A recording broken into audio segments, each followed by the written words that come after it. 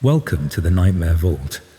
Before we start, say hello in the comments, and if you haven't already, please like and subscribe. Let's begin. I never thought I'd be sharing this story with anyone, but I need to get it off my chest before I lose my mind. You know how some experiences are so disturbing that you start to doubt whether they actually happened? That's where I've been for the past 3 months since that night at the Penumbra Gallery. I keep telling myself it couldn't have been real, that I imagined it all. But then I'll catch a news item about another missing person or see an advertisement for an exclusive art show, and it all comes flooding back. I tried going to the police, but the investigation went nowhere.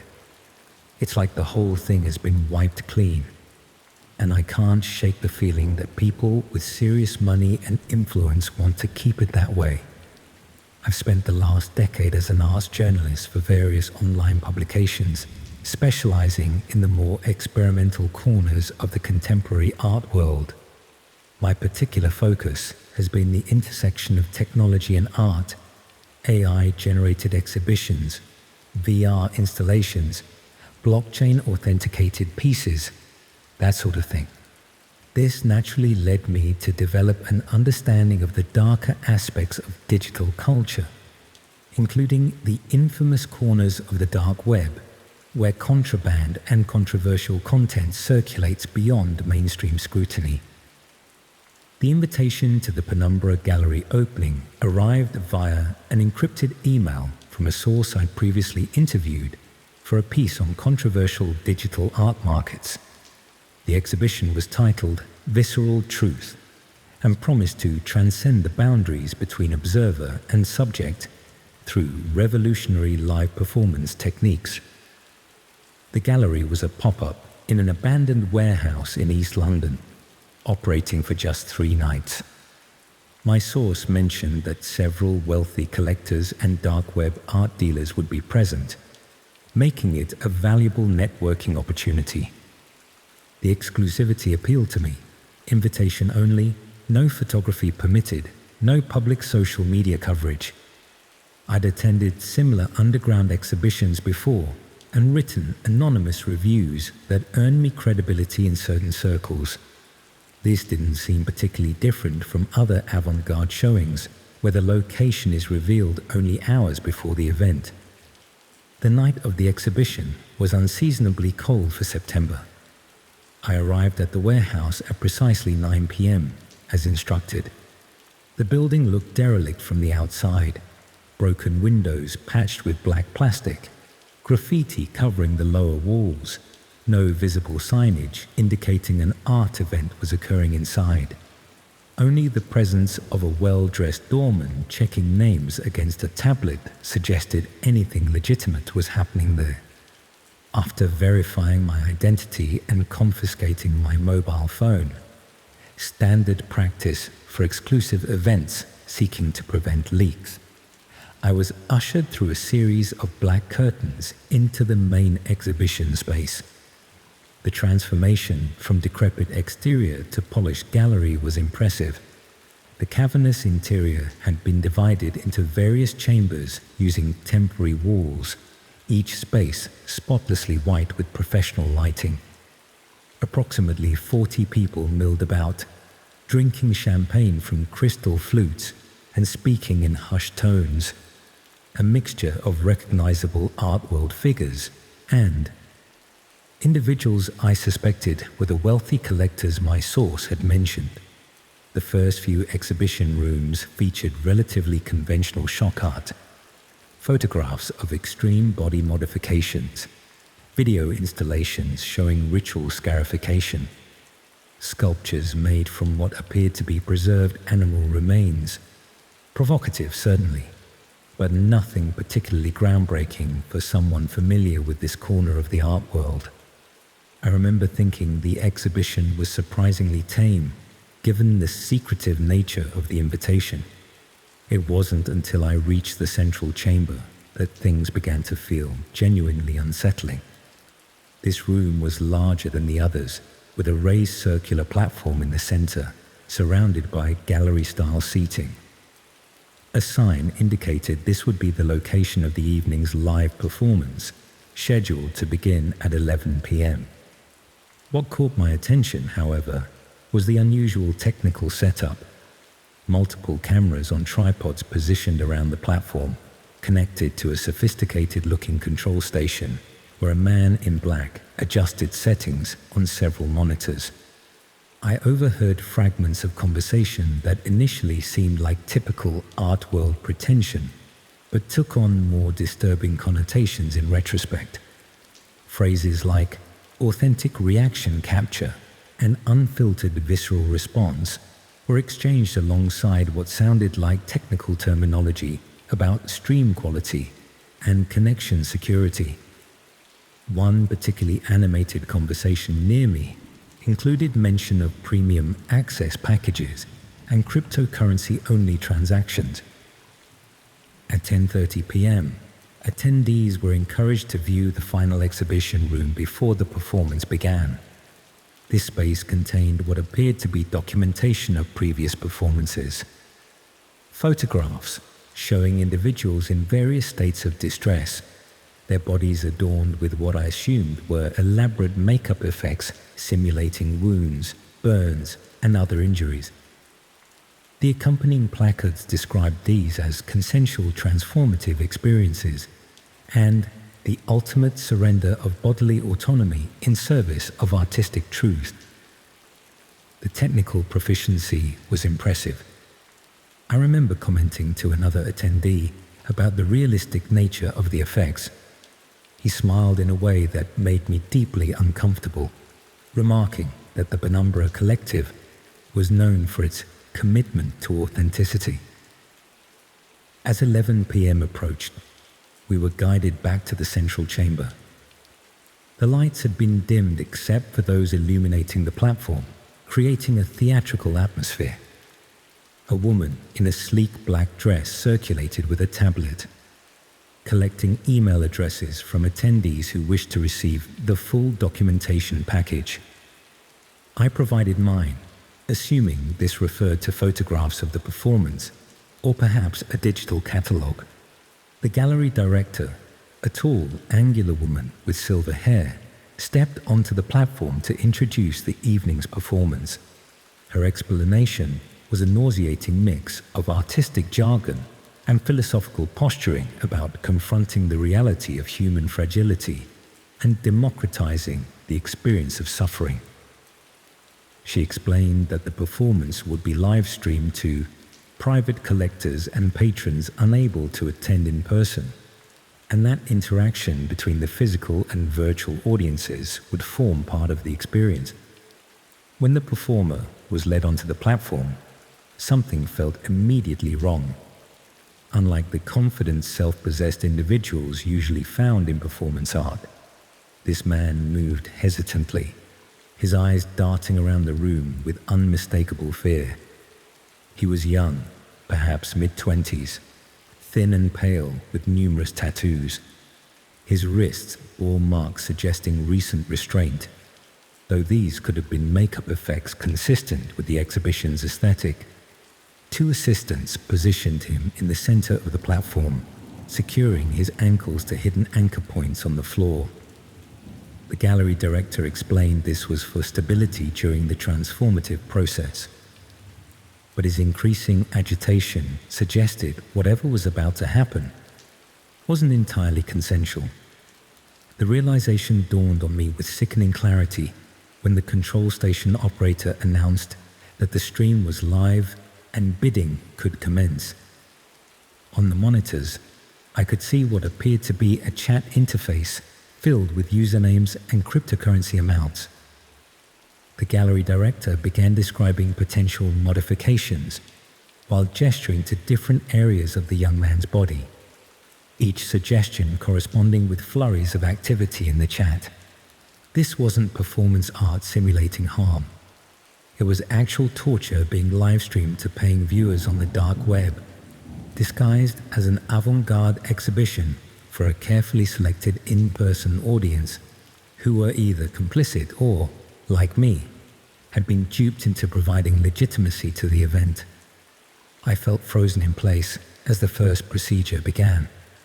A small but unmistakably real incision on the man's shoulder, performed with surgical precision by one of the assistants now wearing latex gloves. The victim's muffled scream cut through the appreciative murmurs of the audience. On the monitors, bids increased rapidly as viewers requested specific modifications. I should have left immediately, should have found help. But a paralyzing mixture of disbelief and fear kept me rooted to my seat. Surely this couldn't be real. Perhaps it was an elaborate hoax designed to provoke exactly the horror I was feeling. The attendance of respected art world figures seemed to support this hypothesis. I desperately clung to this explanation, even as the evidence before my eyes became increasingly difficult to rationalize away. The true turning point came when I made eye contact with the victim. There was no performance in his terror, no artistic statement in his suffering. In that moment of connection, I knew with absolute certainty that I was witnessing something genuinely monstrous. I rose to leave, trying to appear casual, claiming to need the toilet when questioned by one of the staff. Instead of directing me to facilities, however, he insisted on escorting me, his hand firmly gripping my elbow in a way that suggested leaving wasn't truly an option. In the hallway outside the main chamber, I encountered the gallery director engaged in conversation with two attendees. They were discussing private commissions and customized experiences in terms that made it clear the night's performance was merely an introduction to services offered through more discreet channels. When they noticed me, the conversation halted abruptly. The director approached, asking pointed questions about my publication and how I'd received my invitation. Her previously performative warmth had vanished, replaced by calculated assessment. When I mentioned my source, her expression shifted subtly, and she exchanged a glance with my escort that made my blood run cold. What followed was presented as a special tour of the artist's preparation area, but felt unmistakably like being taken into custody. I was led through a service door into the warehouse's back rooms, where the carefully constructed gallery aesthetic gave way to the building's industrial reality. In one room, computer equipment far more sophisticated than necessary for a simple art installation processed what appeared to be multiple live streams. In another, 3 frightened-looking individuals, similar in appearance to the performer on the platform, sat huddled under the watch of a security guard. The director explained in the same poised, articulate manner she'd used during the performance introduction that I had been granted access to privileged information and would need to sign extensive non-disclosure agreements. The alternative, implied rather than stated explicitly, involved joining those awaiting performance opportunities. I signed whatever was placed before me, my hand shaking so violently I barely recognized my own signature. The documents included clauses about artistic confidentiality and performance ethics that thinly disguised their true purpose: to silence witnesses to criminal activity. After what felt like hours but was probably only 45 minutes, I was returned to the main gallery space where the performance continued. The victim was still conscious, but clearly in shock, his body now bearing multiple modifications that would leave permanent scars at best. The audience watched with the detached appreciation of conventional gallery patrons, occasionally consulting their phones, presumably to follow the online auction determining what would happen next. I remained only long enough to avoid suspicion, then claimed illness and requested to leave. My phone was returned, but when I checked it later, I discovered all photos from that day had been deleted and the device had been reset to factory settings. In the following days, I attempted to report what I'd witnessed to the police. Their initial interest waned rapidly after they visited the warehouse, finding it empty with no evidence of the gallery's existence.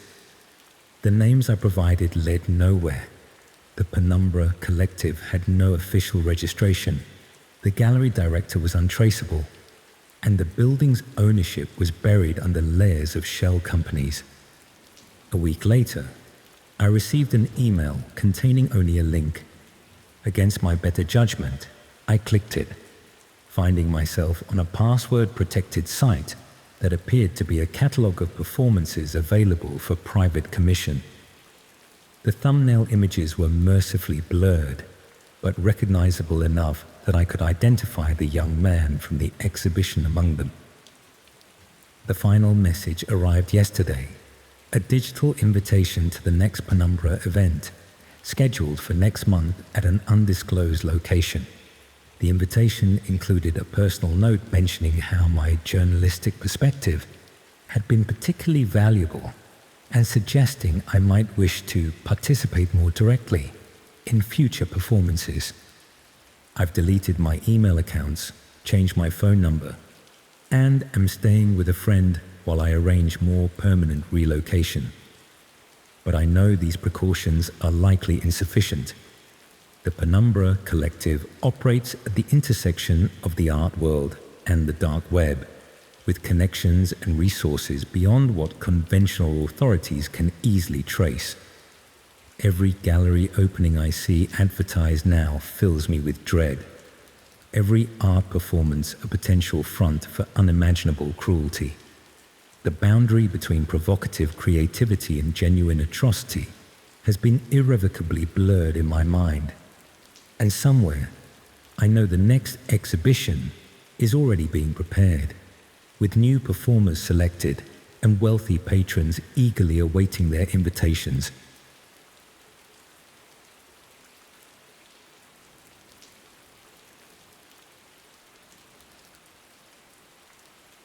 I'm writing this down because my therapist thinks it might help, though I doubt anything will erase what happened. Some nights I still wake up drenched in sweat, convinced I'm back in that warehouse, back under those lights, the camera's eye watching my every move. The doctor says I need to confront it all, every detail, to process the trauma. So here it is, the full account of how I became unwitting talent for the darkest corner of the internet. Before all this, I was just a struggling actor in London, 27 years old, with more ambition than sense, and a CV full of unpaid student films and community theatre. I'd been sleeping on a mate's sofa for 3 months after being evicted from my flat, picking up the occasional bartending shift between failed auditions, when I received an email about a high-paying documentary opportunity. I didn't even question it. The production company, Verity Films, claimed to be making an investigative piece about extreme entertainment and underground media. The pay was £2,500 for 3 days of work, more money than I'd seen in months. I remember thinking how legitimate it all seemed. Their website was professionally designed, with an impressive portfolio of previous documentaries allegedly sold to streaming platforms. The producer I spoke with, a woman named Claire, was articulate and knowledgeable about the industry. She explained they needed actors to recreate scenes described by their interviewees, former participants in something called Red Rooms on the dark web. I'd vaguely heard of these before, sites where people supposedly paid to watch torture or worse, but had always assumed they were urban legends. Claire assured me the recreations would be simulated, tastefully shot, with professional effect makeup, like those crime reconstruction programs, she said, just a bit more intense. The contract I signed was lengthy, full of clauses about confidentiality and the graphic nature of the content. In retrospect, I should have had someone look it over, but I was desperate for the money and flattered by Claire's insistence that I had exactly the right look for their project.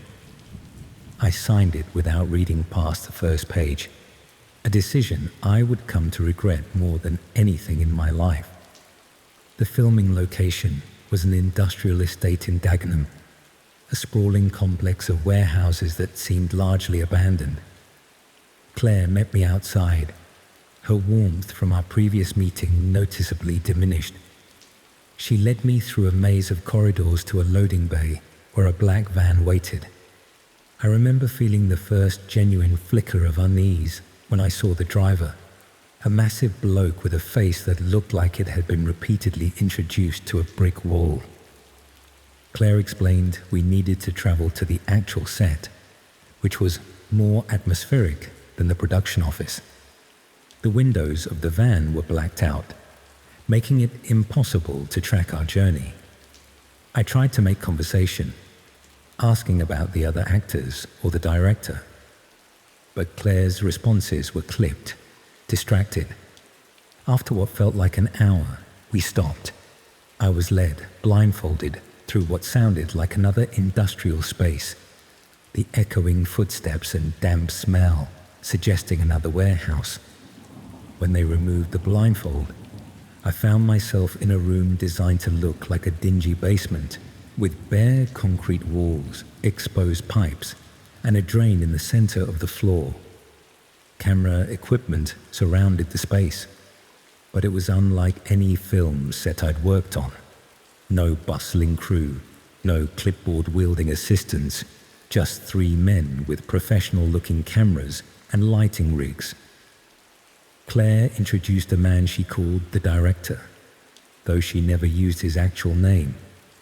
Tall and slender, with prematurely white hair and round wire-rimmed glasses, he had the calm, measured demeanor of someone accustomed to being obeyed.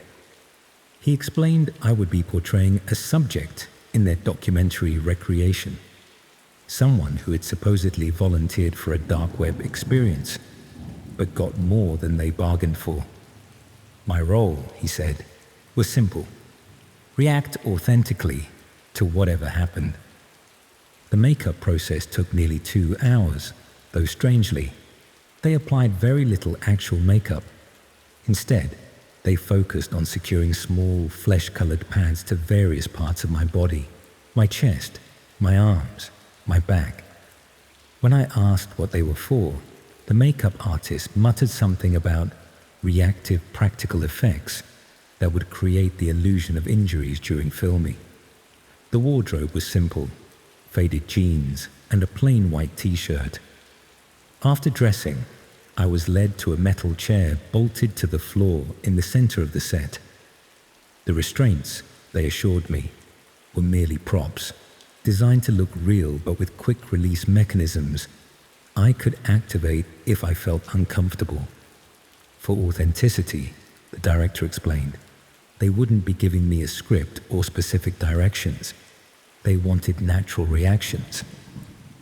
Just imagine you've signed up for what you think is an edgy live stream experience, he said, and then gradually realize it's something more sinister. I remember thinking it was an odd approach to filming a documentary Recreation, but also felt a flutter of excitement at the improvisational challenge. This could be my chance to showcase my range, to finally get footage for my showreel that might lead to legitimate work. The irony of that thought still makes me sick.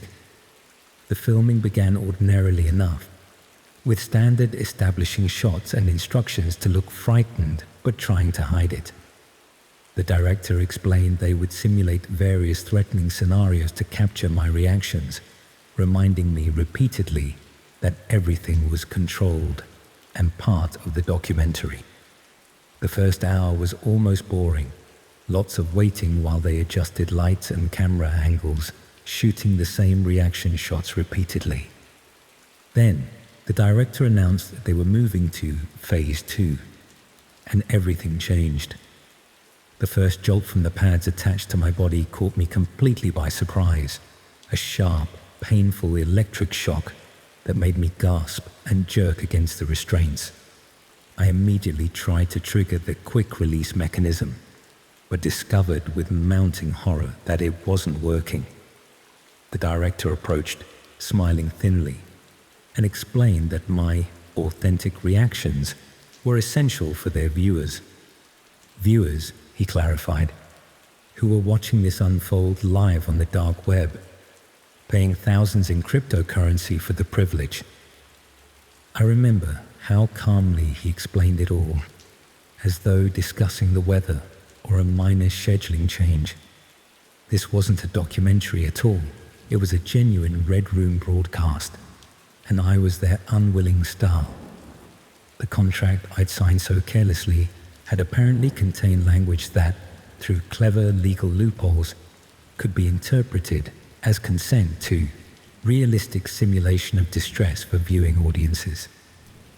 The broadcast had begun the moment I entered the room, with paying viewers already placing bids on what would happen to me next. My mind struggled to process what was happening, desperately searching for some alternative explanation. Perhaps this was an extreme method acting exercise, an elaborate prank for a reality show. But the second shock, stronger than the first, scattered those thoughts like ashes in the wind. This was real. I was trapped in a nightmare that was being broadcast to faceless strangers who were paying to watch my suffering. Over the next few hours, though it felt like days, they escalated their program. The electric shocks varied in intensity and location. The director would calmly announce each new phase to the camera, describing the physiological effects in detached clinical language while I writhed and screamed. Between these segments, Claire would approach with water, dabbing my forehead almost tenderly, whispering that I was performing beautifully and that the audience feedback was excellent.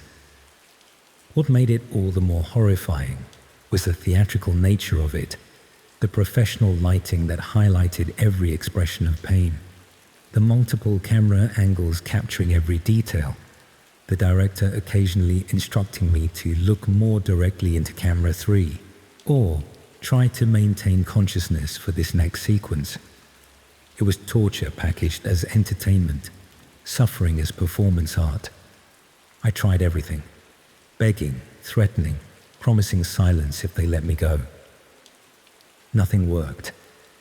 The director simply incorporated my genuine pleas into the narrative, telling the viewers this was the moment our subject truly understands their situation. Notice the transition from confusion to genuine terror. The true breaking point came during what they called the viewer request segment. The director read out usernames and their corresponding bids for specific acts to be performed. I won't detail what followed. I'm still not ready to put those particular memories into words. What I remember most vividly was the clinical precision with which they worked, careful never to go too far, to keep me conscious and visibly responsive. They weren't sadists in the conventional sense. They were business people providing a service to a particular market. Somehow, that calculated approach made it all the more horrifying. I lost track of time completely. The bright lights, the pain, and the constant performance demands created a nightmarish blur. At some point, the director announced they were moving to the finale, which had apparently received record viewership and bidding. This would be followed by the closing auction, a phrase I couldn't comprehend through the fog of pain and exhaustion. It was during the preparation for this finale that my opportunity came. One of the camera operators knocked over a light stand while repositioning, causing momentary confusion. The director barked orders, momentarily distracted, and Claire rushed to help adjust the equipment. The restraints on my right hand had loosened slightly from my constant struggling, giving me just enough room to squeeze my hand through with a final desperate effort. What followed was pure adrenaline and instinct. I lunged for the nearest potential weapon, a heavy battery pack from one of the lights, and swung it at the camera operator closest to me. In the ensuing chaos, I somehow made it to a fire exit I hadn't noticed before, partly hidden behind some equipment. I burst through into the cold night air, still trailing wires from the pads attached to my body. I ran blindly through what appeared to be an abandoned industrial complex, not knowing if I was still in London or somewhere else entirely. Eventually, I found a main road and flagged down a passing lorry driver who, seeing my condition, called an ambulance. The police investigation that followed was frustrating and ultimately fruitless. The warehouse was empty when they arrived, professionally cleaned of any evidence. The website for Verity Films disappeared, along with any trace of Claire or the director. The contract I'd signed was nowhere to be found, having never been given a copy. Even the email communications had been sent from accounts that no longer existed. The only physical evidence was the medical documentation of my injuries and the flesh-colored pads that had been removed at the hospital. The investigating officers initially seemed skeptical of my account, suggesting I might have participated in some extreme form of underground pornography that had gone too far. It wasn't until a cybercrime specialist joined the investigation that they began to take me seriously. He explained that what I described matched patterns they'd been tracking, sophisticated operations that use legitimate-seeming fronts to lure people into dark web broadcasts. The specialist believed my tormentors weren't amateurs, but part of a well-funded network that had conducted similar shows across Europe. Despite their efforts, no arrests were made. The investigation remains officially open, but effectively cold. That was 14 months ago. I've moved cities twice since then, changed my name, deleted all social media. I dyed my hair, lost weight, anything to look different from the person in that warehouse.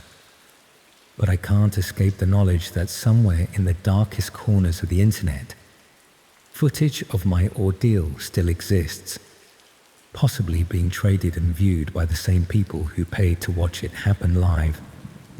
Sometimes, in my darkest moments, I wonder if I'm still being watched, if there are hidden cameras in my new flat, if the kindly elderly neighbor who brings me leftover cake is reporting my movements to someone. My therapist calls this hypervigilance, a common symptom of PTSD, but how can I be sure? The most terrifying aspect of all this isn't what happened to me, but the realization that it continues to happen to others. How many desperate actors or models or just ordinary people in financial difficulty are right now opening emails from companies like Verity Films? How many are signing contracts without reading the fine print? How many are sitting in chairs like mine? The moment of horrible realization yet to come.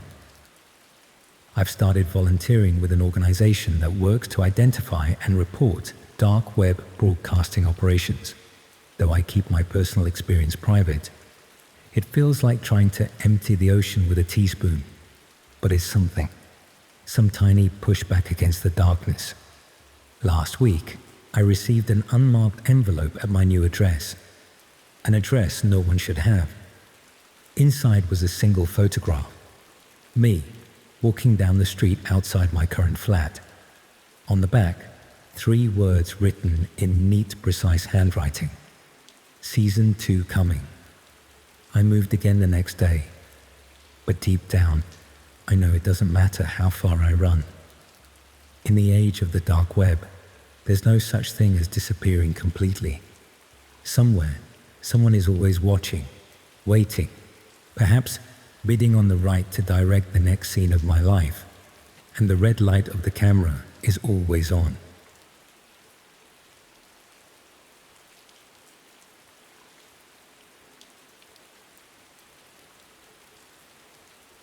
I've been debating whether to share this for months now. Part of me wanted to forget it ever happened, to bury it somewhere deep and never look back. but I can't sleep properly anymore.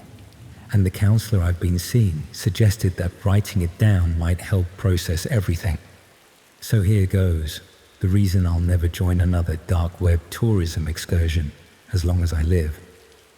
I've always had a bit of a morbid fascination with abandoned places, especially those with dark histories. I'd spent years exploring derelict factories and forgotten manor houses across the British countryside, documenting my findings on various urbex forums. It was through one of these communities that I first heard about the special tour being offered at Blackwood Asylum, a Victorian-era psychiatric hospital that had been shuttered in the 1980s after a series of patient abuse scandals. The building had recently undergone partial renovation to make it safe for guided tours, while supposedly maintaining its authentic atmosphere. The forum post mentioned this wasn't your typical guided walk. It was billed as an immersive experience for serious enthusiasts only, promising access to areas not on the regular tour route. What caught my attention was the exclusivity. You had to be personally invited by an existing member, and the details were only shared through private channels. I remember feeling a flush of pride when Mike, someone I'd exchanged messages with for years but never met in person, offered to add me to their next group. The price was steep, £250, but Mike assured me it would be worth every penny. The payment process should have been my first warning sign. No credit cards, only cryptocurrency transferred to an anonymous wallet.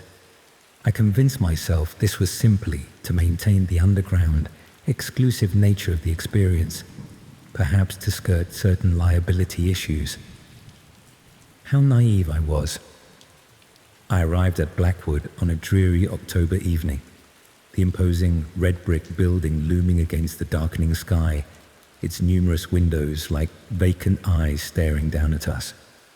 There were 8 of us in total, all strangers apart from Mike, whom I finally met in person.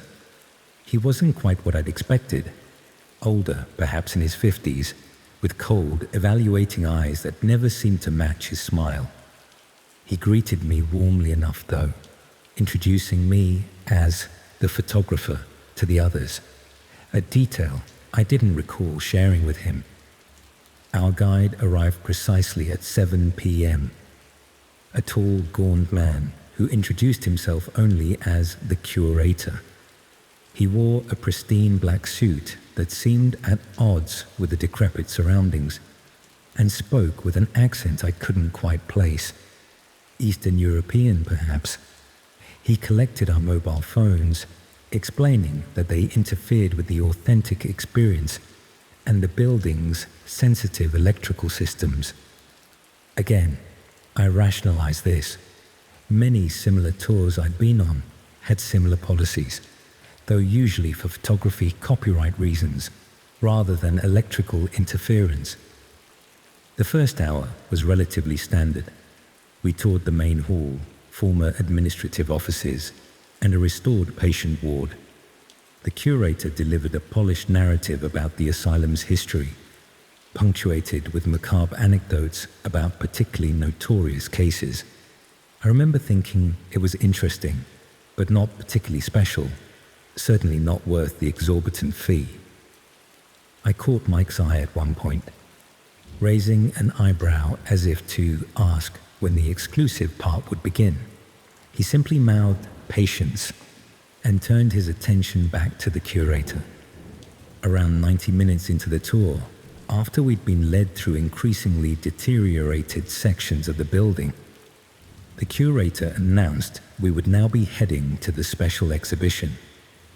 He led us down a narrow service staircase I hadn't noticed before, descending far deeper than I would have expected.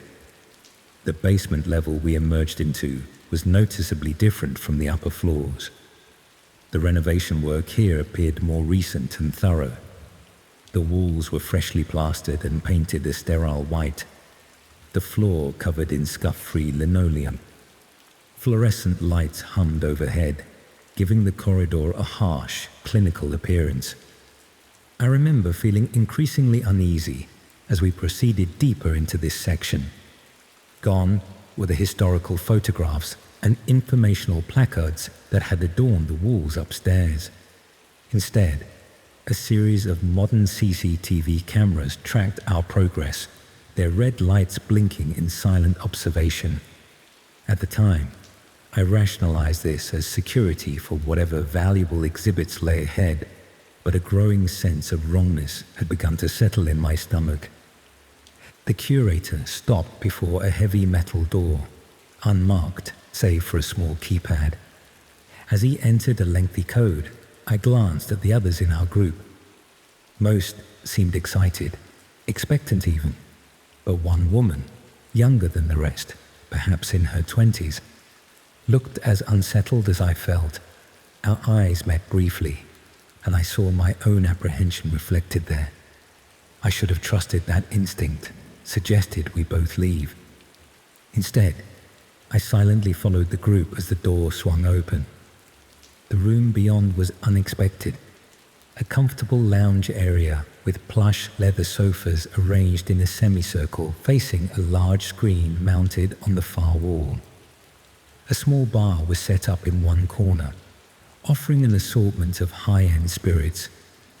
The curator invited us to make ourselves comfortable, to help ourselves to refreshments, whilst he prepared the main attraction. I accepted a whiskey, hoping it might calm my growing nerves. Mike settled beside me, suddenly talkative, asking about my photography equipment, my previous explorations, what sort of content I typically produced.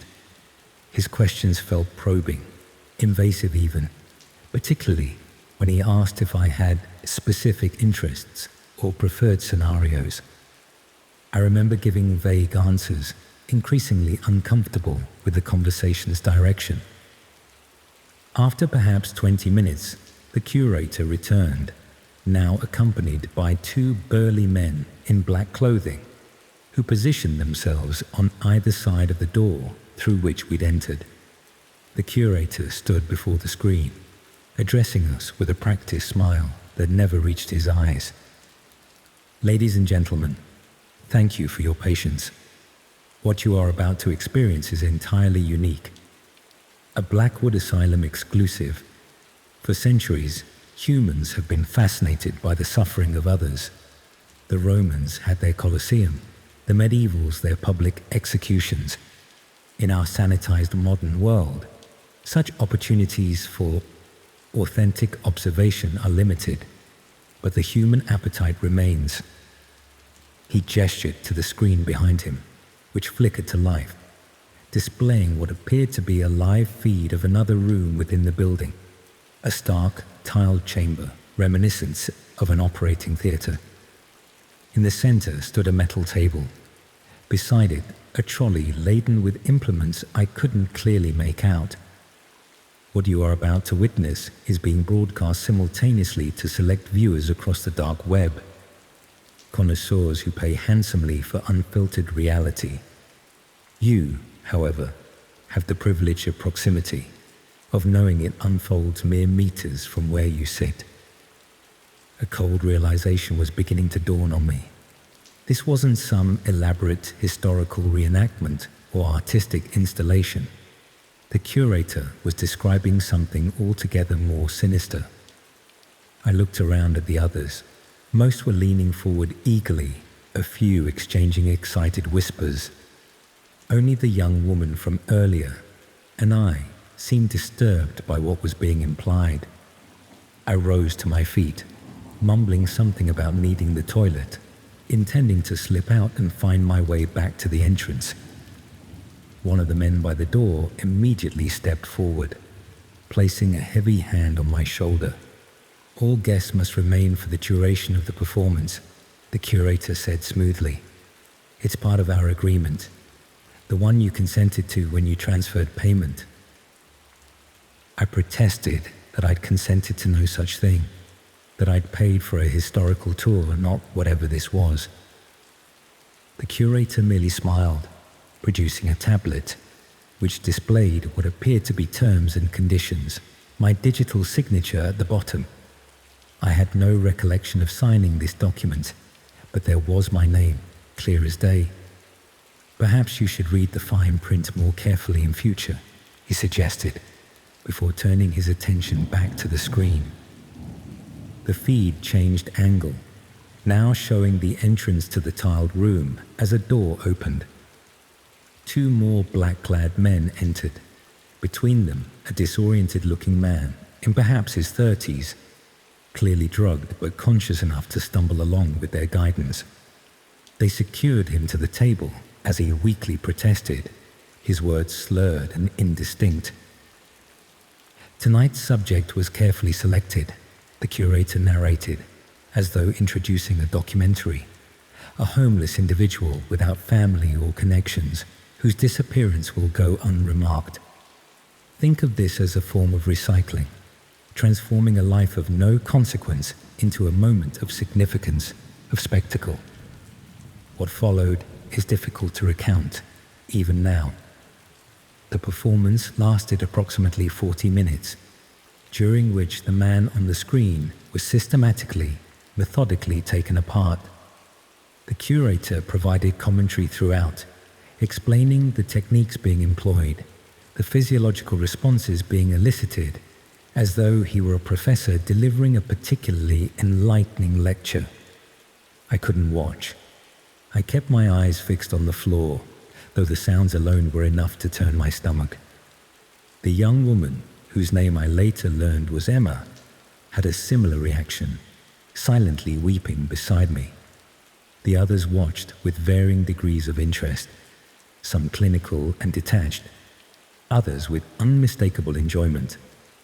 When it finally ended, the curator turned to us with that same emotionless smile. Congratulations on completing your first Blackwood experience. For those interested in participating in future events, perhaps in a more hands-on capacity, please speak with Mike or myself before departing. I felt Mike's eyes on me, assessing my reaction, calculating whether I was a potential recruit or a liability. I forced myself to meet his gaze, to arrange my features into something resembling composure rather than horror. Interesting, I managed, the word nearly choking me. Very authentic.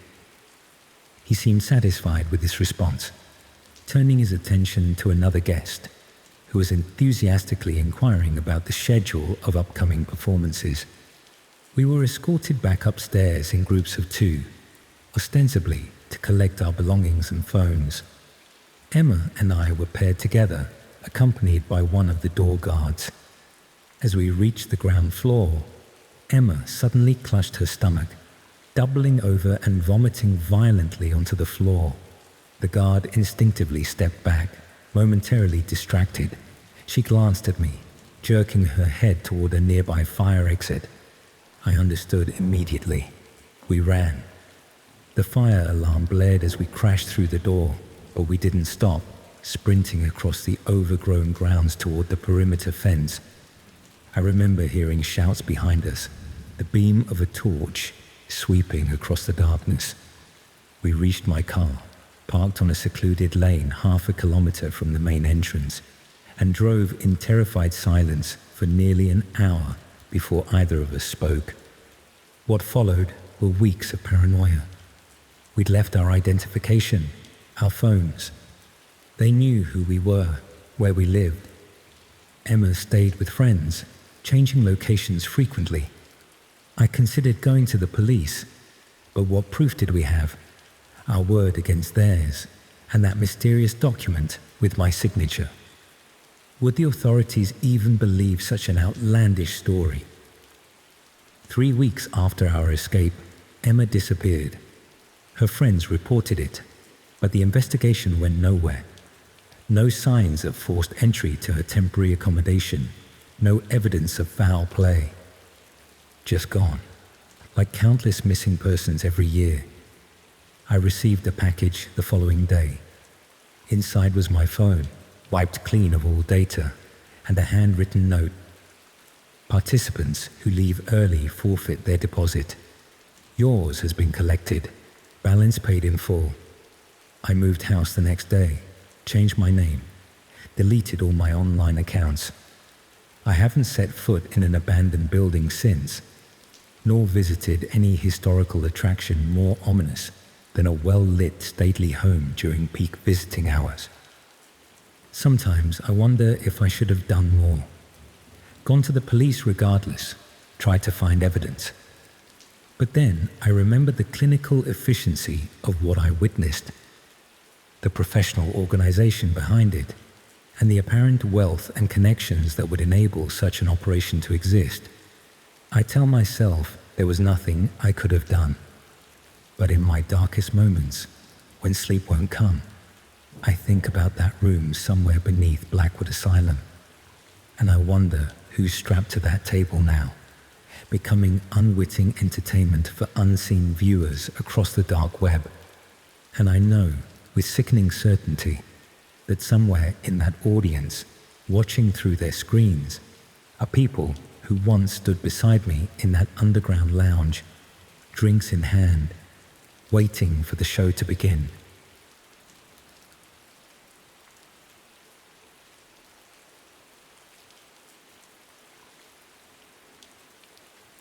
I'm writing this down because part of me hopes getting it all out might help with the nightmares.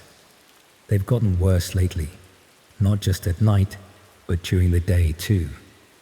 Random moments when I'm queuing at Tesco or waiting for the tube, and suddenly I'm back there, watching those images flicker across that tiny screen, understanding too late what I was actually seeing. I need to confront this head on, so here goes. The reason I'll never step foot in a photo booth again. 6 months ago, I was working as a freelance web designer in Manchester. Not exactly living the dream, but getting by well enough. I'd actually developed a bit of an obsession with the dark web during my downtime. Nothing illegal, mind you, just fascination with how these hidden networks operated beneath the surface of the regular internet I worked with daily. I'd read countless articles about encrypted marketplaces, anonymous forums, and the mythical red rooms that supposedly streamed unspeakable content for cryptocurrency payments. I'd just landed a decent contract with a local startup, and to celebrate, I'd treated myself to a weekend in London to visit my old unimate, Harriet. It was meant to be a normal catch-up, some shopping, a few drinks, maybe a club, if we were feeling particularly energetic. Nothing extraordinary, and certainly not the real-world dark web encounter that would upend my life. Saturday afternoon found us wandering through Camden Market after a lazy brunch. I'd been telling Harriet about some of my dark web research over our Eggs Benedict, explaining how these hidden sites used special browsers and encryption to mask their activities. She'd seemed both disturbed and intrigued, especially when I mentioned how regular-looking websites sometimes served as fronts for much darker content beneath. The market was packed as usual, tourists and locals alike crammed into the narrow passageways between stalls. We'd been browsing for about an hour when Harriet spotted this photo booth, tucked away in a little alcove near the canal entrance. Not one of those vintage ones with a curtain, but a more modern setup, sleek black casing with red trim, advertising darkroom photos, a truly unique experience, in bold white lettering across the top. Something about that name, darkroom, tickled at my subconscious, reminding me of the dark web forums that often used similar wordplay in their naming. I remember thinking it looked a bit tacky, but something about it unsettled me. Perhaps it was the way it reminded me of those dark web interfaces I'd researched. Minimalist design with red and black color schemes that seemed to be a visual signature across many hidden sites. Harriet was insistent we should try it. She'd always been the more spontaneous one between us, dragging me into random adventures since our first year at university. The booth advertised some special filtering effect that supposedly created one-of-a-kind portraits you won't find on Instagram. Just edgy enough to appeal to the Camden crowd, I suppose. I joked to Harriet that it sounded like the kind of marketing you'd find on dark web services, exclusive content you couldn't access anywhere else, though I had no idea how prophetic that offhand comment would prove. There was something odd about the pricing. Most photo booths charge a few quid, but this one wanted £20, with payment only by contactless card. Harriet waved away my raised eyebrows, tapping her card against the reader before I could properly object. The machine whirred to life, its screen displaying a glitchy welcome message that flickered between English and what looked like Russian or some Eastern European language. The booth was designed for 2 people, but it felt uncomfortably cramped inside. The seat was oddly positioned, not centered in front of the camera, but slightly to the left, leaving an unusual amount of space on the right side. The interior smelled faintly of chemicals, not the photographic kind I remembered from school darkrooms, but something sharper, more antiseptic. I remember mentioning it to Harriet, who just shrugged it off as cleaning products. What really should have set alarm bells ringing was the unusual setup time. After Harriet paid, the screen displayed "preparing your unique experience" for nearly 2 minutes. Most photo booths are instant. Sit down, pose, flash, done. This one seemed to be connecting to something, loading data. I assumed it was just accessing different filters or effects. Finally, the screen changed, showing our images reflected back at us, but with a strange delay, almost like the feed was being routed somewhere else before returning to the screen. The countdown began. 5, 4, 3, 2, 1. But instead of flashing for our photo, the screen unexpectedly split into 2 panels. The left panel showed us, awkwardly posed and smiling. The right panel initially appeared black, then gradually brightened to reveal what looked like another booth interior. But this one was different. The right panel showed a small room with harsh lighting. At first, I thought it was just displaying another random customer as some weird artistic choice. But as I looked closer, I realized the person on the screen wasn't posing or smiling. They were restrained somehow, their movements restricted, their expression one of unmistakable fear. The image quality was poor and grainy, but clear enough to see that whatever was happening wasn't normal. I remember nudging Harriet, pointing at the screen in confusion. Before either of us could properly react, the booth's interior lights dimmed slightly, and small red text appeared at the bottom of the right panel. Live feed, number 247. Bid starting at €500. Special requests accepted. As we watched, frozen in confusion, a series of usernames and amounts began scrolling along the bottom of the right panel. The numbers were climbing rapidly. €500, €720, €1,150. With each higher bid, the person in the right panel seemed to become more agitated, straining against whatever held them. The horrible realization dawned on me slowly, like ice water trickling down my spine. This wasn't some artistic filter or edgy Camden Market gimmick. We were watching a live feed from the dark web, one of those infamous red rooms I'd read about but always assumed were urban myths. And somehow, this innocuous-looking photo booth was a portal to it, disguised as a quirky tourist attraction. I felt sick, my hand fumbling for the curtain, desperate to get out. But as I turned, I noticed something that hadn't registered before. A small camera positioned in the upper corner of our booth, its red light blinking steadily. It wasn't pointed at the seat where we posed for photos. It was aimed at the screen, at us watching the feed. With horrible clarity, I understood the booth's true purpose. It wasn't just streaming torture to random passers-by, it was capturing their reactions, their dawning horror as they realized what they were witnessing. The voyeurs were themselves being watched, their shock and disgust likely streaming to another audience somewhere in the darkest corners of the internet. I grabbed Harriet's arm, yanking her toward the exit.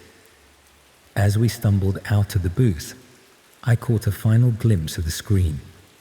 The right panel had changed angle, now showing someone approaching the restrained figure with something metallic in hand. The bids were still climbing, now into the thousands. Once outside, I wanted to find security, the police, anyone.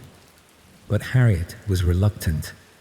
She kept saying we had no proof, that we'd sound crazy, that we'd paid with her card and might somehow be implicated. What if our information was now circulating on dark web forums? What if we were marked as witnesses? In my panicked state, her reasoning somehow made sense. I recalled articles about how these dark web operations maintained lists of potential threats, how they employed people specifically to eliminate loose ends. We compromised by agreeing to call the police anonymously once we were safely away from Camden. We made the call from Harriet's flat that evening, describing what we'd seen and the booth's location. The officer who took the statement seemed skeptical, but said they'd look into it. When we checked the next day, the booth was gone. No trace it had ever been there. The market stall owners nearby claimed no knowledge of it, insisting that space had been empty all weekend. I returned to Manchester convinced I'd stumbled onto something terrible, but ultimately beyond my control. I tried to put it behind me, focus on work, pretend it had been some elaborate prank or art installation designed to provoke exactly our reaction. Then the emails started. The first one arrived 2 weeks later, a message with no text, just an attachment. Against my better judgment, I opened it. It was a photo of Harriet and me, our faces captured in that moment of horrified realization inside the booth. Our expressions were circled in red, with crude ratings scrawled beside them. 8 out of 10, excellent shock value, next to my face. 6 out of 10, could show more disgust, next to Harriet's. More emails followed, always from different addresses, impossible to block effectively. Sometimes they contained more photos, our reactions from different angles. Sometimes they contained links, which I never clicked. The most recent, arriving just yesterday, was the worst. A split-screen image showing us in the booth on one side, and on the other, a new person in that same harshly lit room, with text overlaid, "Your recommended viewing, based on your previous interest." I've changed my email, my phone number, even moved flats. I've reported it all to the police, who have opened an investigation, but warned me these dark web operations are notoriously difficult to track. The perpetrators use sophisticated routing systems, Tor networks, cryptocurrency payments, and temporary physical setups that disappear without trace. One detective told me this was classic dark web methodology, blending virtual horrors with real-world access points, creating a network almost impossible to penetrate without specialized cyber units. What keeps me awake at night isn't just the memory of what I saw, or even the knowledge that someone is still watching me. It's the realization that these booths could be anywhere. In shopping centers, tourist attractions, music festivals, innocent-looking portals streaming unspeakable content to unsuspecting passers-by, while simultaneously harvesting their reactions for another layer of entertainment. And worse still, is the thought that haunts me most. How many people walked out of that booth before us, saw what we saw, and simply hurried away, telling themselves it wasn't real or wasn't their problem. How many walked away and said nothing, leaving the booth operational for the next curious shopper? I check every camera I encounter now, scrutinize every screen. I avoid anything with a lens or a display. Some might call it paranoia, but I call it awareness. Because the most terrifying thing about the dark web isn't that it exists in some shadowy corner of the internet. It's that its tendrils reach into our everyday world, disguised as ordinary objects, turning unwitting bystanders into both audience and entertainment. Sometimes I think I spot them. Certain types of vending machines with oddly positioned cameras, information kiosks with unusual payment requirements, even some ATMs that seem to process transactions slightly too slowly. Places where the digital world meets the physical, creating liminal spaces where the worst of humanity can bleed through. I received a text message this morning from an unknown number. All it contained was a photo booth emoji and tomorrow's date. I'm packing my bags tonight, leaving no forwarding address. But deep down, I know it doesn't matter where I go. In a world where the darkest corners of the internet can disguise themselves as innocent entertainment, where your reaction to horror becomes entertainment for others, there's nowhere truly safe to hide. After all, someone somewhere is always watching, and others are always willing to pay to watch.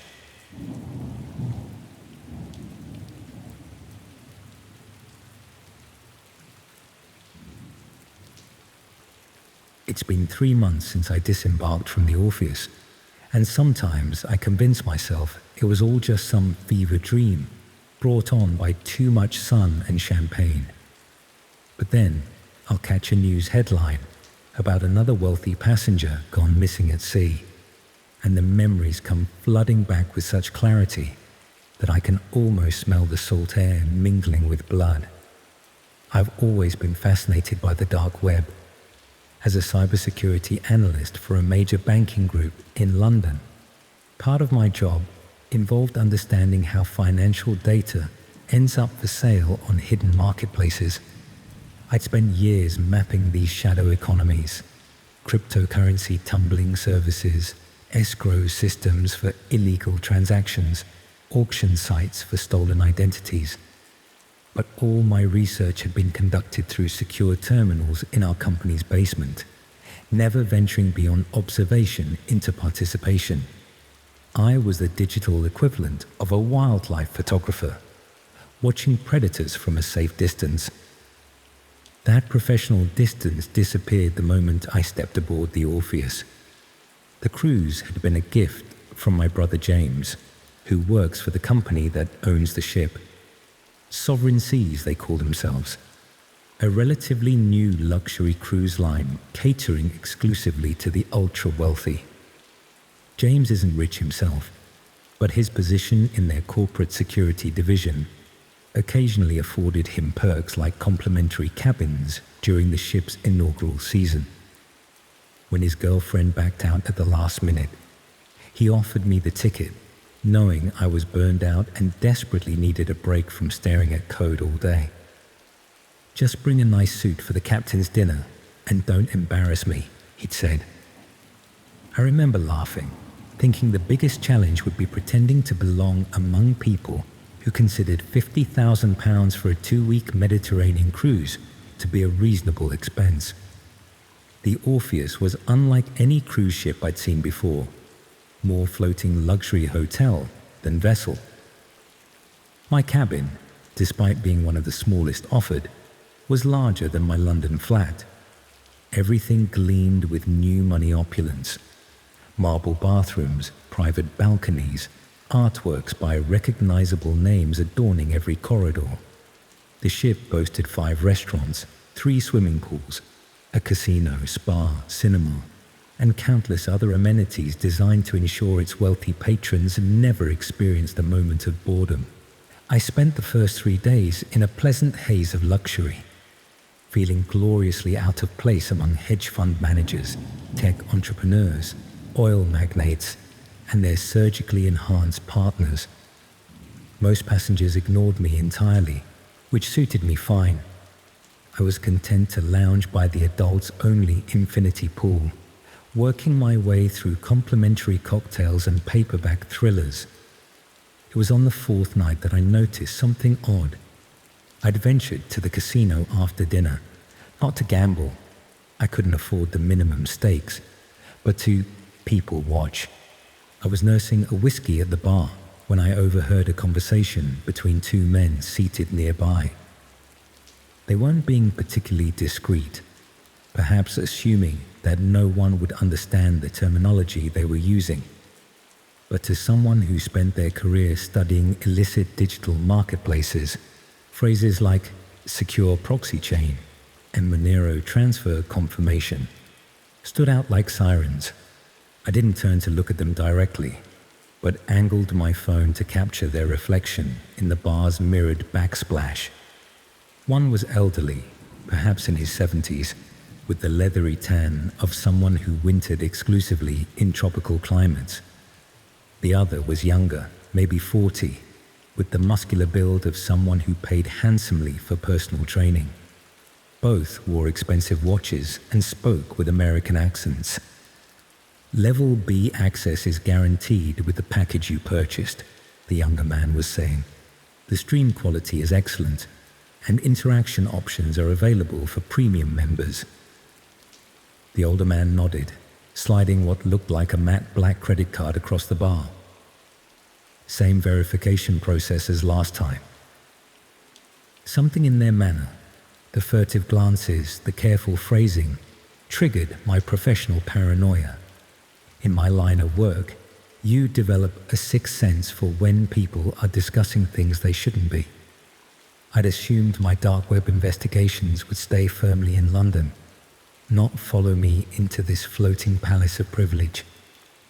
I might have forgotten about it entirely had I not encountered the same younger man the following day. I was exploring the ship, trying to walk off a hangover, when I noticed him speaking with a crew member in a service corridor I'd accidentally wandered into. They both gave me sharp looks before the crew member directed me back to the passenger areas with a practiced smile. As I turned to leave, I caught a glimpse of what looked like a security keypad beside an unmarked door. Unusual, given that crew areas typically used RFID badges for access. Curiosity got the better of me. That evening, I messaged James, asking if there were restricted areas on the ship beyond the usual crew quarters and engine rooms. His response was oddly hesitant. He asked why I wanted to know, then advised me to stick to the passenger decks and not go looking for trouble. When pressed, he claimed ignorance, saying corporate security wasn't privy to all shipboard operations. His evasiveness only intensified my interest. Over the next 2 days, I began paying closer attention to the ship's layout, noticing small inconsistencies between the deck plans posted for emergency purposes and the actual structure I was exploring. There appeared to be spaces unaccounted for, not unusual in ship design, where mechanical systems often occupy irregular voids. But combined with what I'd overheard, it piqued my professional curiosity. I also observed patterns among certain passengers. About a dozen individuals seemed to receive special treatment. Crew members would speak to them in hushed tones. Electronic key cards were discreetly exchanged, and they would occasionally disappear for hours despite not being in their cabins or any public areas. All were men of significant wealth, based on snippets of conversation I overheard and quick internet searches of names I managed to learn. On the 7th night of the cruise, I decided to follow one of them. I'd noticed a Russian businessman who frequently spoke with the young American from the casino. After dinner, I watched him receive what looked like a small black card from a crew member. then head toward an elevator bank reserved for premium suites.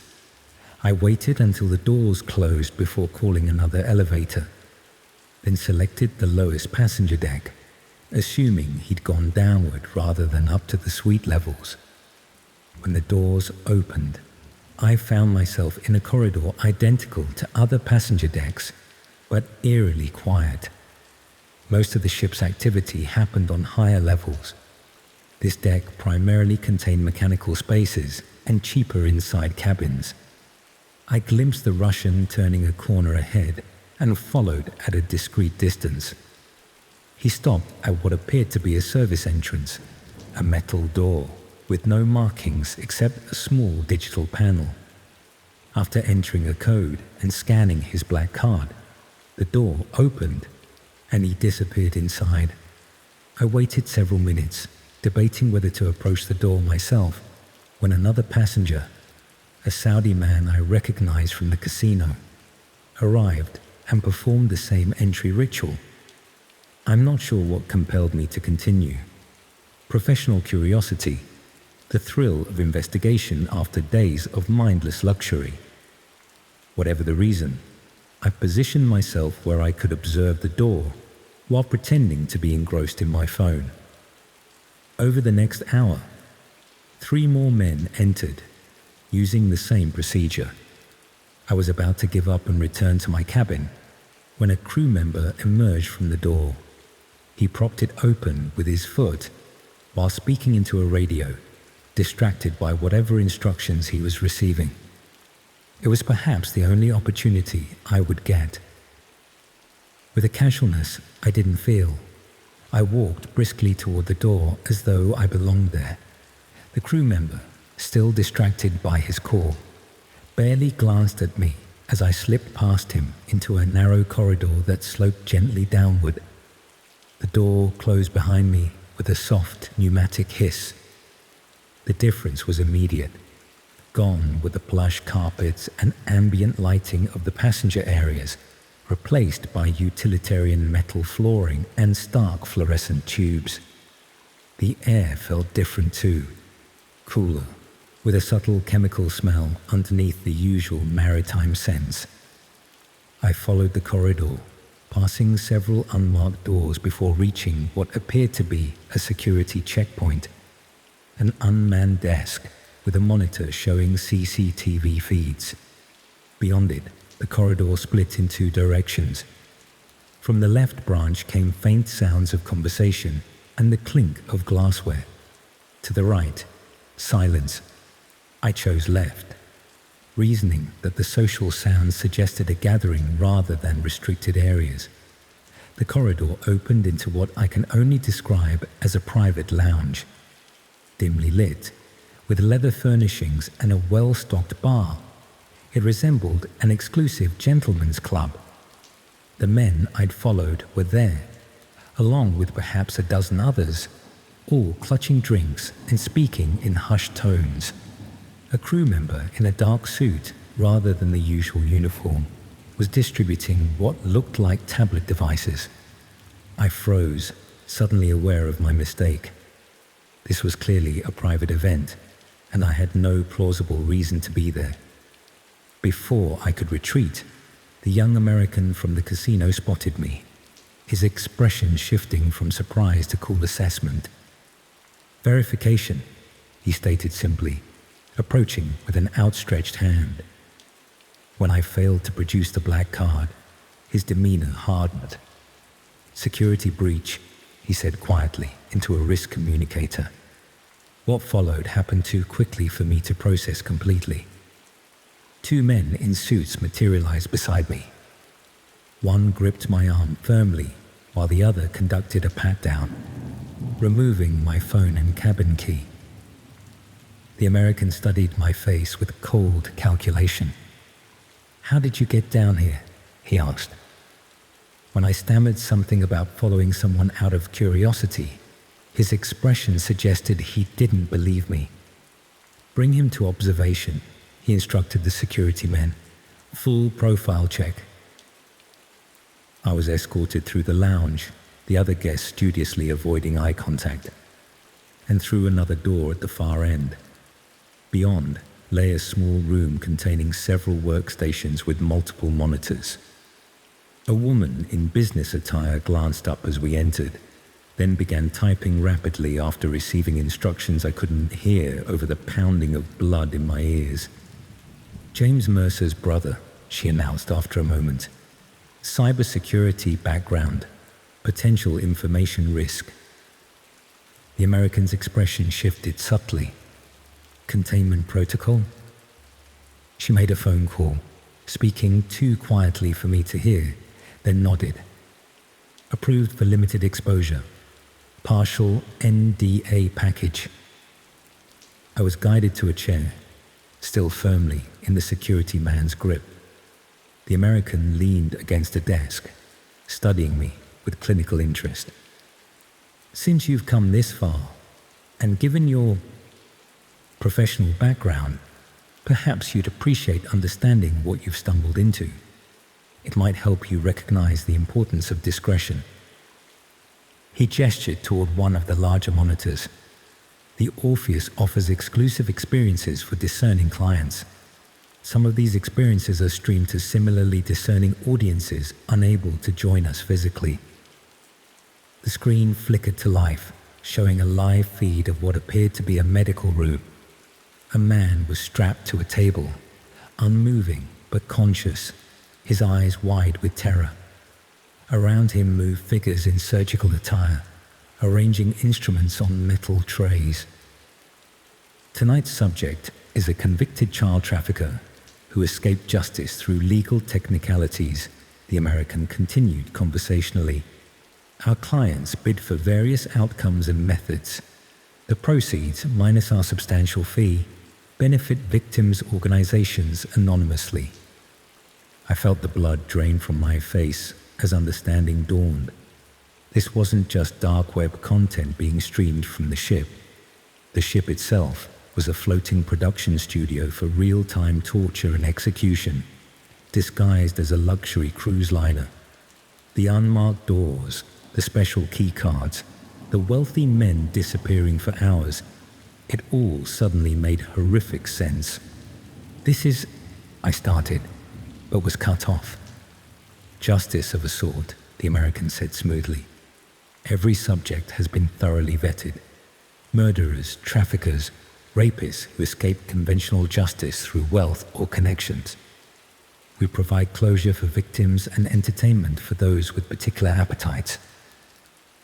On the screen, one of the surgical figures approached the restrained man with what looked like a bone saw. A scrolling feed of text at the bottom showed usernames and Bitcoin amounts. Live bids determining what would happen next. I must have shown my horror because the American smiled thinly. "Not to your taste. Some prefer our hunting experiences on private islands, or perhaps the fighting pits would interest you more. The dark web merely allows us to monetize the spectacle beyond those physically present." He nodded to the security man. "Take him to the viewing room. Let him observe tonight's event in its entirety. He should understand exactly what's at stake before signing his non-disclosure agreements." What followed was the most horrific 3 hours of my life. I was seated in a small theater with about 20 others, all men, all watching intently as a human being was systematically dismantled, according to the whims of invisible bidders. Some viewers occasionally used tablets to place their own bids, seemingly excited when their chosen method was selected. I sat rigid with terror, unable to look away, aware that my reaction was being carefully monitored. Afterward, still numb with shock, I was presented with a stack of documents threatening financial ruin, criminal charges for illegal access, and severe personal consequences should I ever speak of what I'd seen. I signed without reading them fully, desperate to escape that floating hell. For the remaining week of the cruise, I rarely left my cabin, claiming seasickness. Crew members would smile knowingly when they passed me. The American appeared outside my door the night before docking, offering a special discount should I wish to return as a participating client rather than an observer. I've told no one about this until now. The Orpheus continues its luxury cruises, ferrying the ultra-wealthy around the Mediterranean, Caribbean, and South Pacific. Occasionally, I see cryptic advertisements on certain investment forums referencing immersive experiences beyond imagination, and justice served to order, accompanied by astronomical price points and contact methods I recognize as dark web protocols. Sometimes I wonder if James knew. He never asked about my sudden illness on the ship, never questioned why I haven't accepted his subsequent offers of free cruises. He did mention, casually, that Sovereign Seas has an excellent program for passenger privacy and discretion guarantees. Last week, I received a package containing only a matte black card with a QR code and the Orpheus silhouette embossed in gold. The note read, "Your observational status expires in 30 days. Upgrade or disconnect permanently." I've booked a flight to New Zealand departing tomorrow. I've withdrawn my savings in cash. I'm leaving my phone, laptop, and anything traceable behind. But even as I prepare to disappear, I know the truth. There's no real escape from what I've learned. The dark web isn't just some shadowy corner of the internet. It's a reflection of the darkest corners of human desire, given physical form on vessels like the Orpheus, sailing freely through international waters beyond the reach of conventional law. And the truly horrifying part, for every ship I know about, there must be dozens more I don't.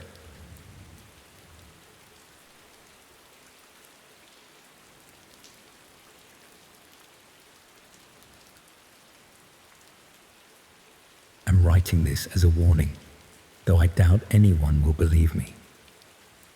3 weeks ago, I returned from what was supposed to be a luxury vacation and haven't slept properly since. The nightmares are constant. Crystal champagne flutes tinged with blood, marble floors splattered with viscera, the faces of people who thought their wealth made them untouchable by conventional morality. I need to document what happened before they find me. Someone should know the truth about what happens aboard the Poseidon. For context, I'm a cybersecurity consultant specializing in dark web investigations. Most of my work involves tracking financial crimes, ransomware payments, cryptocurrency theft, that sort of thing. I've spent enough time in those shadowy digital corners to recognize the language, the patterns, the coded phrases people use when discussing things they shouldn't. That knowledge is what nearly got me killed. The cruise was a gift from my sister Rebecca, who works in marketing for Elysian Voyages, a new ultra-luxury cruise line catering exclusively to the absurdly wealthy. The Poseidon was their flagship vessel. Less cruise ship, more floating palace with minimum cabin prices starting around £15,000 per person.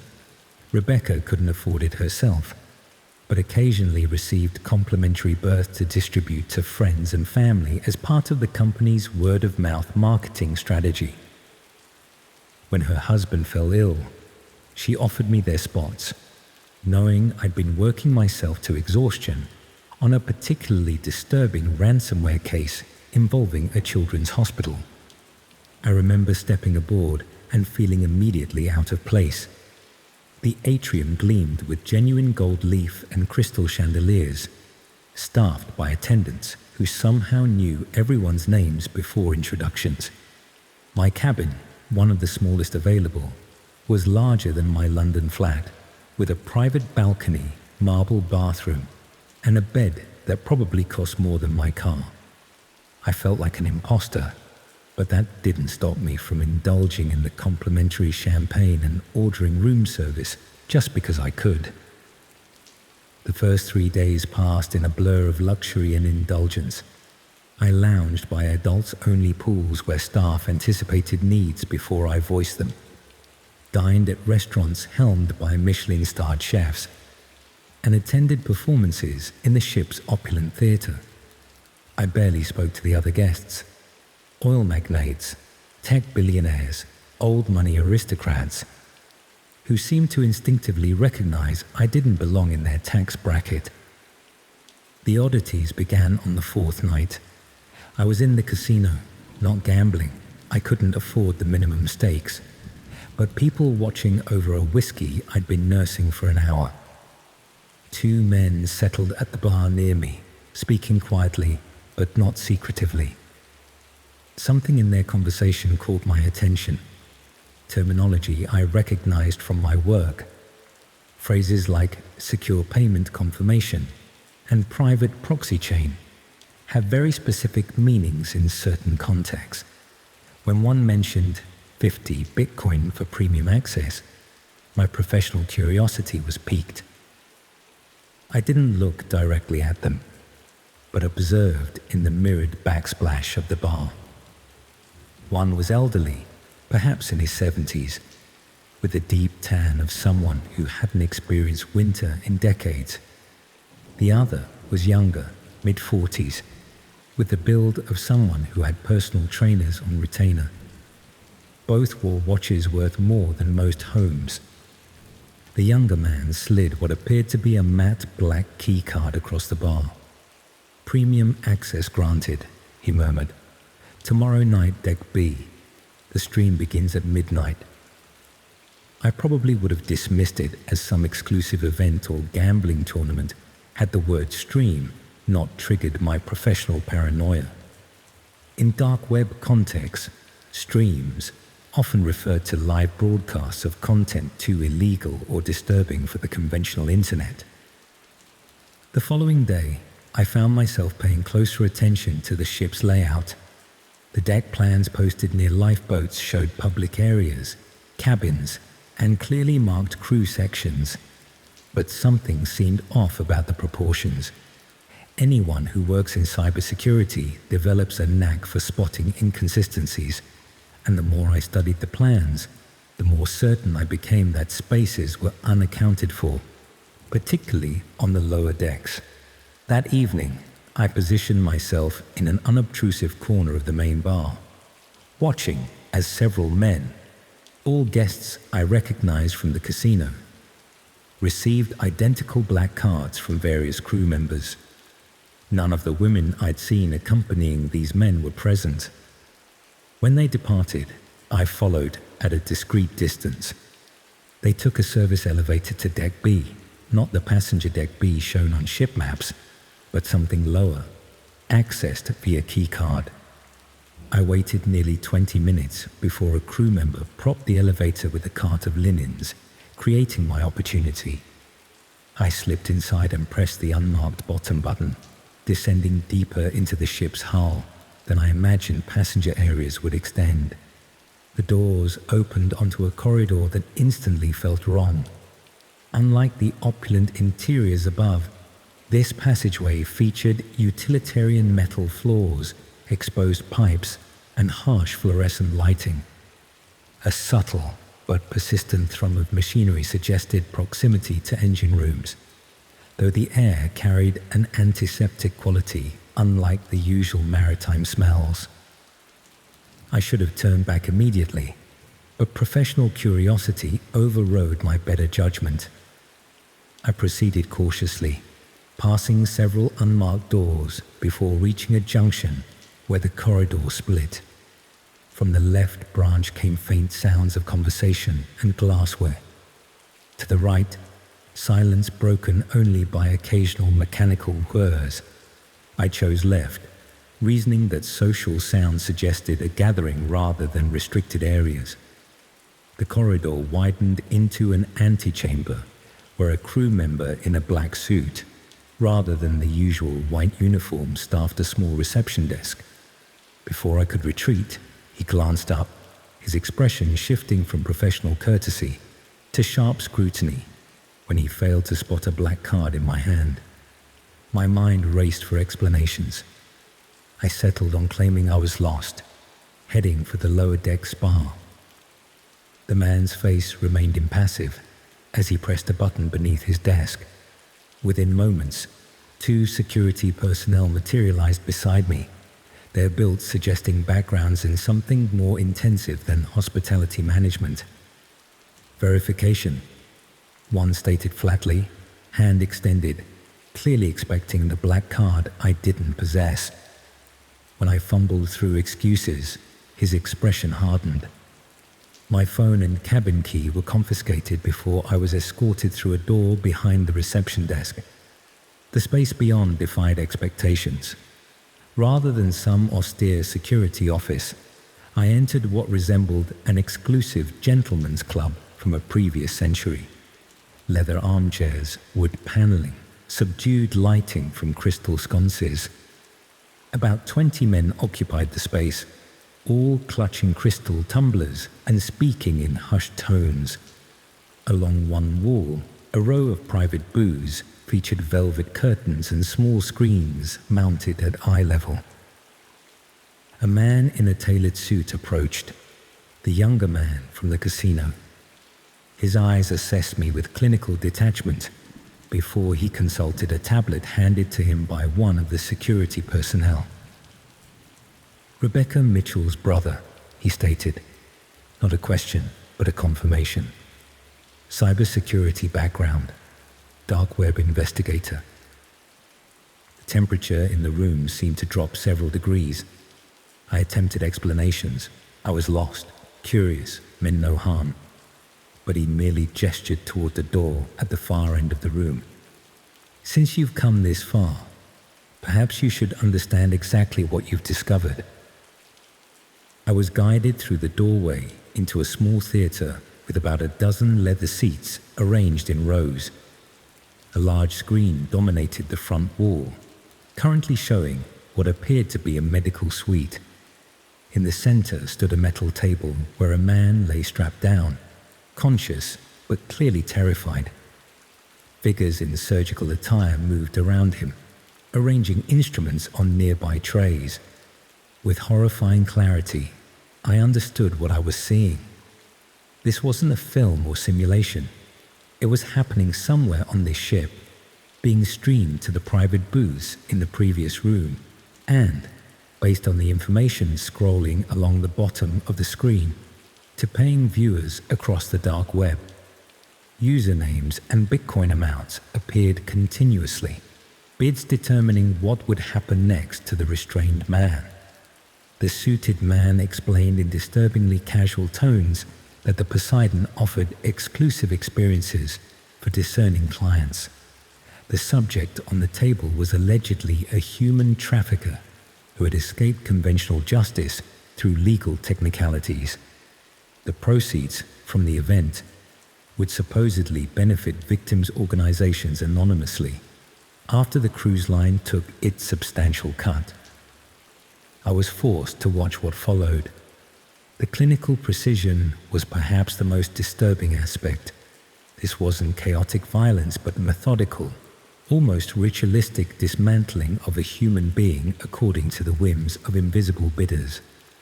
The wealthy men around me occasionally tapped on tablets, placing their own bids, some visibly excited, when their chosen methods were selected. Hours later, numb with horror, I was presented with documents, non-disclosure agreements threatening financial ruin and permanent consequences should I speak of what I'd witnessed.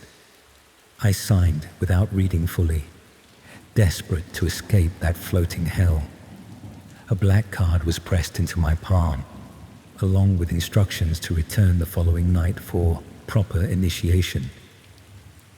I spent the next day in a fog of terror and moral crisis. I considered reporting what I'd seen to the ship's captain, before realizing the entire operation couldn't exist without the cruise line's knowledge. International waters provided the perfect jurisdiction-free zone for such atrocities.